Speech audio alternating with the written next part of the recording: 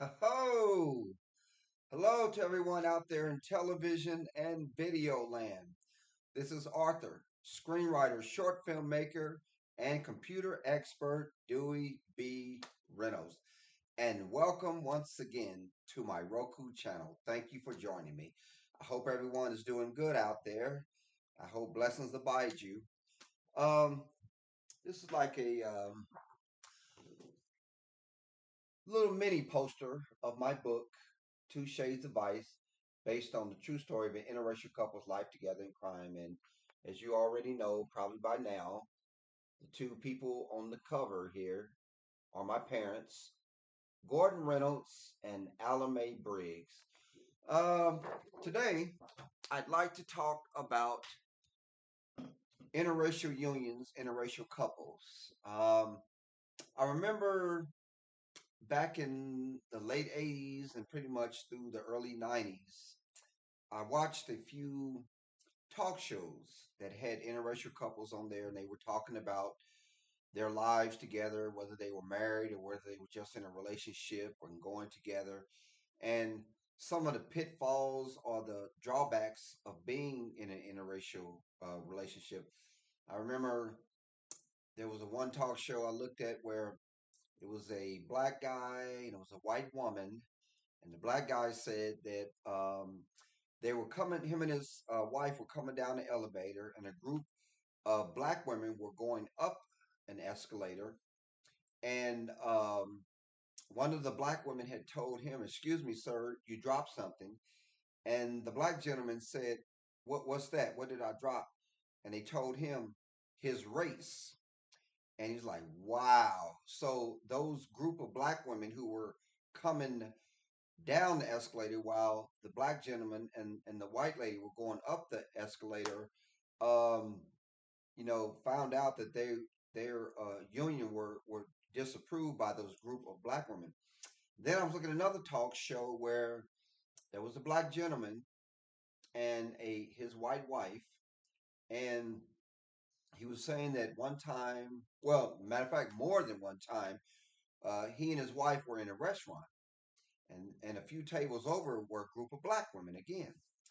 And he said that they were bending forward towards each other at their table. Must have been about five or six of them at the same table, and they were bending over, and they were whispering to one another as they were looking at himself and his wife.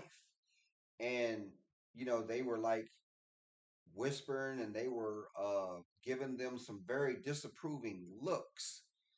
And he said it started happening so much until he just began to ignore it. Okay, he just come to the realization, he and his wife come to the realization that everyone is not going to approve of their relationship.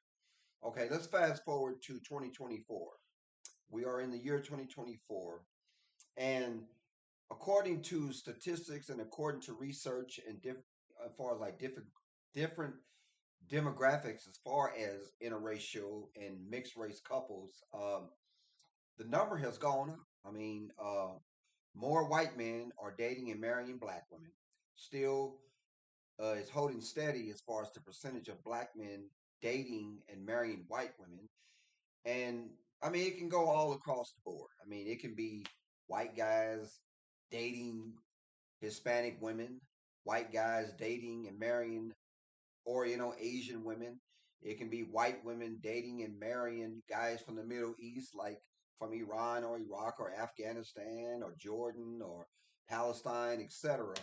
Then it could be black women who date Asian men, Chinese or Japanese men. So maybe our country, the United States, has become more liberal. But on me coming from a biracial, interracial background, having a white father and a black mother, um, I think things were a lot different now. I think there are more people who are open minded in this new millennium. And I do believe that there are those who see people for their character and for what kind of spirit they have, what kind of personality instead of their skin color. But the flip side to that is that racism is still with us. I mean, there are still quite a few people who are disapproving of interracial union, per se, black and white especially. There are still several white people in our society that are disapproving. There are also several black people that are very disapproving of interracial. But as I was writing the story of my mother and father, not only being an interracial couple during the beginning 1960s, but also being a criminal partner, having a criminal partnership or a duo of being in crime together, which that was really, really frowned upon back then, even before then. Of course, they lived dangerously on the edge because, from what I see in the research I've done, they were taking their lives into their own hands.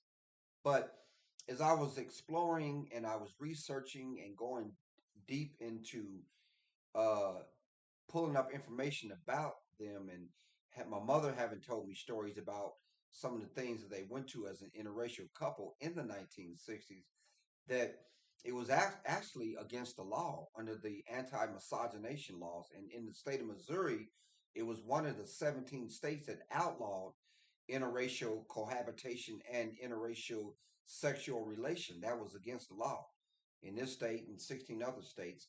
And then I think of the Loving couple up there in Virginia, where they had to go to Washington D.C. to get married, but eventually they were arrested by the law and put in jail for being in an interracial marriage relationship and everything. So,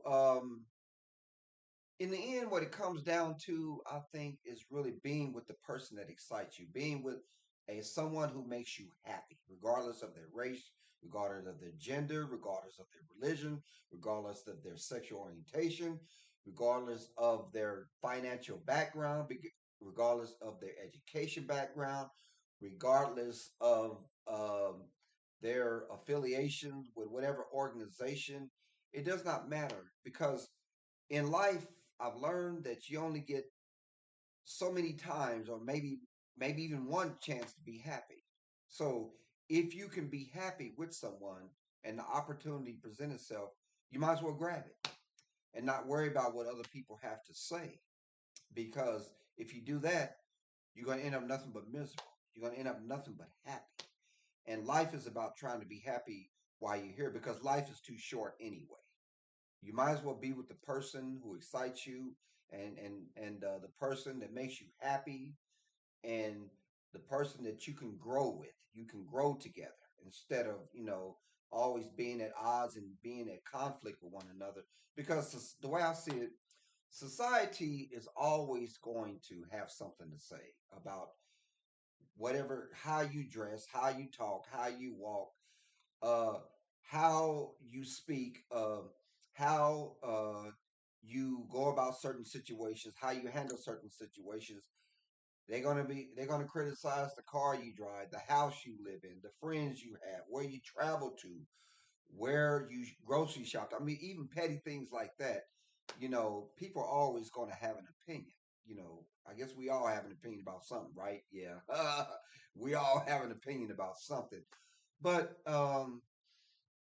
yeah, but I reflect back on the relationship that my mother and father had and how they were against incredible odds as an interracial couple back then. Not only, like I said, not only being an interracial couple, but being in crime together, involved in a lot of criminal activity together.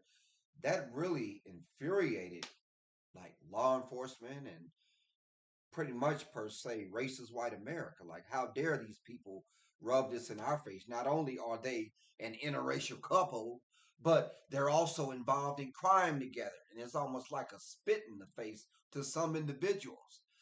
So I regard them two, my mother and father, as being two of the bravest souls that ever walked this earth because they knew that they lived dangerously on the edge and they were taking their lives into their own hands.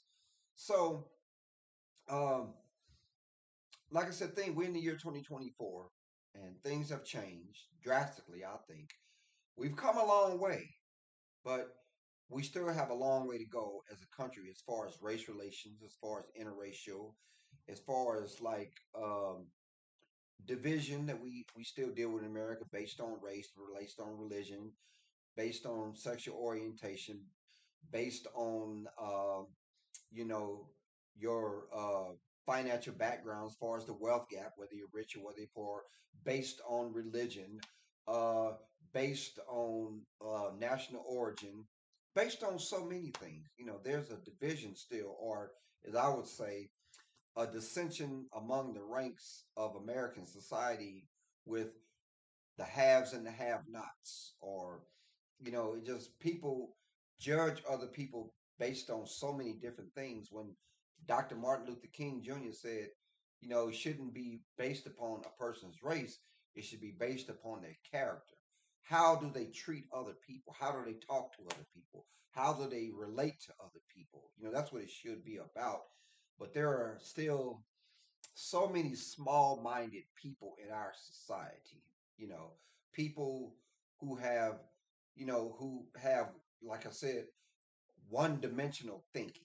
Too many people in our society still are one-dimensional thinkers, and I think you have to think outside the box. You have to be, a multi-dimensional person if you're going to see things from, the correct way, not just seeing things just so one-sided, being one-sided or whatever.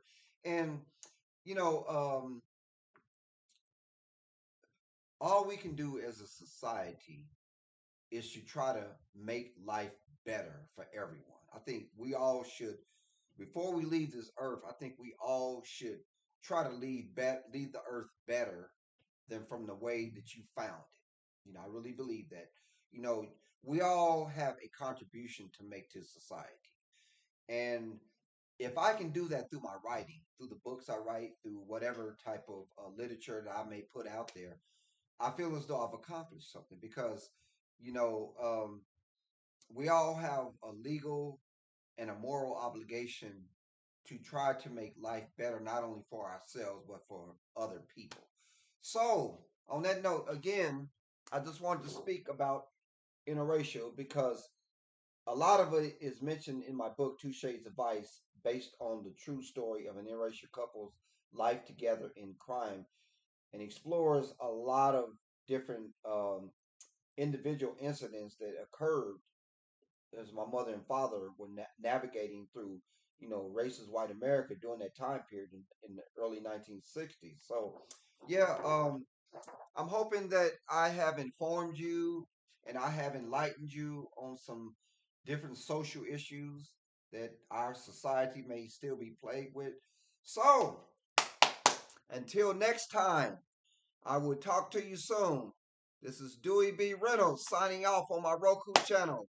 Everyone, have a blessed day. And remember, think number one.